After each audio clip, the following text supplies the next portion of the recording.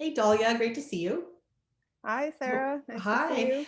I hope you're faring all right with 2020 and all its richness. I'm so happy to have a moment to speak with you about your wonderful book and to congratulate you on its publication by Stanford. I'm holding it here, Dalia Kandiyoti's book, The Converso's Return, Conversion, and Sephardi Identity and Sephardi History in Contemporary Literature and Culture. Congratulations, and it's such a beautiful cover. We're all so Thank you proud of so it. much. So give us a rundown of the book and tell us a little bit about its overarching scope and why you chose to pursue this topic. The book is an investigation of contemporary narratives, very recent narratives from the past couple of decades about crypto-Jewish Converso history and descent. And my interest in it was awakened by a couple of things. One was the sort of the increasing uh, relevance of this as far as I saw in media and interviews, testimonies, and so on, of people who are recovering this history and claiming crypto-Jewish identity. That is, the identity of Jews who were converted in usually under duress in medieval Iberia, and following the expulsions and persecutions, dispersed, either stayed in Spain and Portugal or dispersed to the Americas and sometimes the Ottoman Empire and elsewhere in Europe.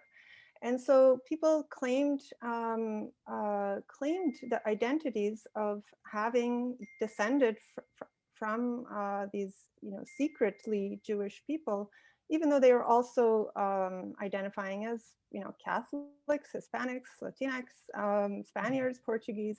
So this was happening sort of in Spain and Portugal and in the Americas mostly.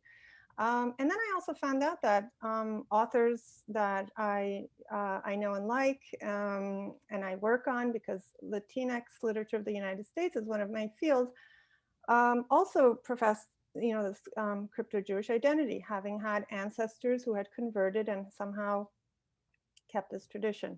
So I discovered that not only is there a body of work, fiction and some testimonies in the Americas, but also elsewhere, in France, in Spain, of course, and to my delight, in Turkey. And so I wondered, why are people interested in this, even if they're not themselves either of Converso descent or Sephardi or Jewish at all?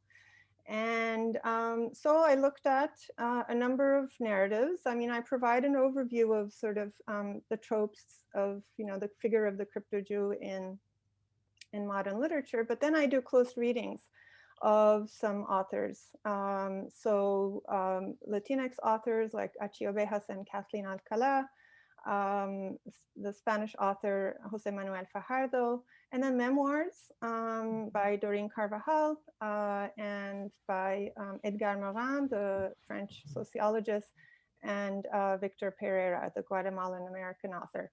I also examined the Turkish narratives, written both in Turkish language and in English. The main one being by the author Elif Shafak, whose novel has not been translated yet into English, as far as I know, though it was translated into Spanish. So I looked, broadly at this sort of circulation of this idea of crypto-Jewishness and crypto-Jewish history, and looked at why authors and how authors might take up this figure and this history. One of the things that immediately I gravitated towards reading your manuscript and then your book was the incredible breadth of of appeal that this concept, this historical identity, this relationship commands for people across the globe and across generations and also through time. Although you're looking at quite contemporary works relative to a longer history. Uh, can you speculate, as you do in the book, I mean, on why this is so enduring, the attachment to this identity and history? I mean, I think that there are periods in which there's interest in it by both by people who are identifying as such and also by others, observers, and interested people. And we are in a particular period, I think, characterized so much by widespread interest in in memory culture, in sort of both grassroots and state-led memory and memorialization, in interest in recovering traumatic histories, especially, right? So I think that's one part of it. The other part is I think this growing interest in Sephardi culture and identity and history, especially sort of, as I call it, like the post 1992 period. 1992 being the year of the quincentennial of the 500 years of after expulsion, which was commemorated widely in in Turkey and in the Americas and in Europe to a certain extent. So there's that interest in Sephardi history as well, and then there's of course what the Converso represents for us, exactly. And that is, I think, a multiplicity of things. And this is what I sort of go through in the book. I mean, on the one hand, it's about persecution, martyrdom, and oppression, under the sign of empire, inquisition, religious oppression, and so on. And so, because we are so concerned about religious identities and religions, I think, and also with coexistence of different religions, so we are interested in these kind of traumatic histories. At the same time, the claiming of Converso descent is about survival, how these stories survive, and we want to know that there are survivals, and even if we don't, especially in 2020. That's right.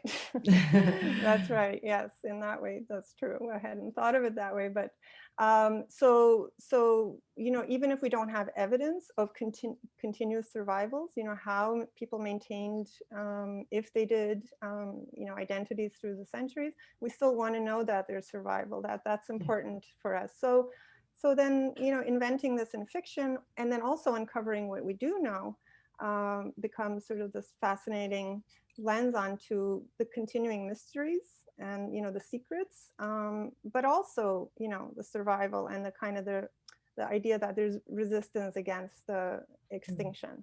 Wonderful.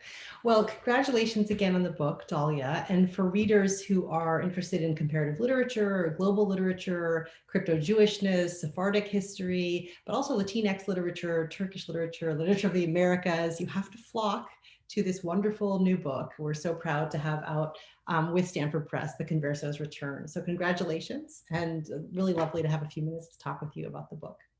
Thank you so much. Thanks for the opportunity. Pleasure. Take care, Sarah. Okay, take care.